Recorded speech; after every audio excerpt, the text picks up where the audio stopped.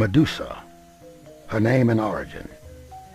Medusa means sovereign female wisdom. In the Indian Sanskrit, it is called Meta. In Greece, Metis. In Egypt, it is Ma'at.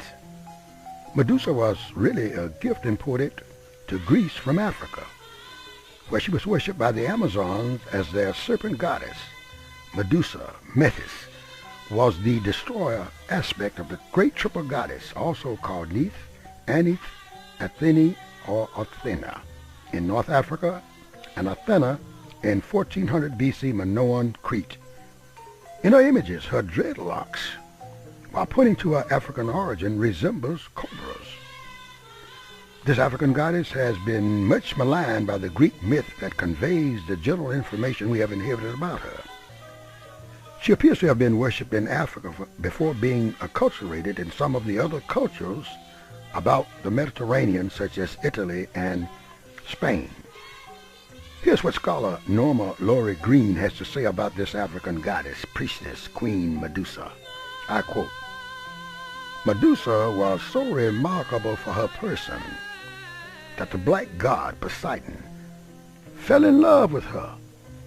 She wore hair entwined with royal serpents like the heads of Egyptian queens and high priestesses, high crowned with rows of raised cobras' heads, adorned over the third eye with a glaring uraeus."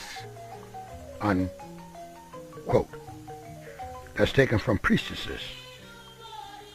Norma Laura Goodrich, page 176. Medusa rivaled Athena in beauty and power and became her enemy.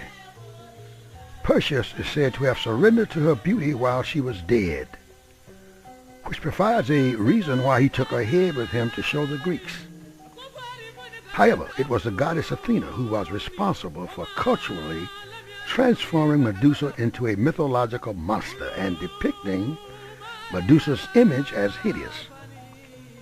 According to the Metamorphoses of Ovid, while Medusa was a virgin, the black god Poseidon raped her in Athena's temple. Athena, however, placed all the blame on Medusa, who was the victim of this sacrilegious act, and punished her by culturally depicting her loveliest feature and storehouse of power, her dreadlocked hair, as snakes. I quote, "The Greeks were not entirely sure why the remarkable beauty of Medusa, who enthralled Poseidon, was metamorphed into what they considered hideousness: round face, protruding tongue, flared nostrils, glaring eyes, black curls entwined with serpents." Unquote. That's taken from Priestesses by the same author, Norma Laurie Greenwich, page 176.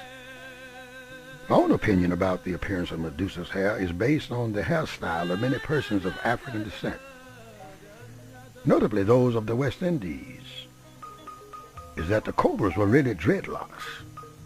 The Rasta men, members of the religious community who worship a living black god, let their hair grow without allowing a razor to cut it until it becomes entangled and matted into dreadlocks. These locks resemble entwined cobras.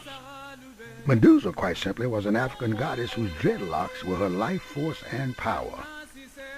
After Perseus beheaded Medusa, he departed the Atlas Mountains and notices another African priestess, Andromeda, chained to a rock, and he rescues her.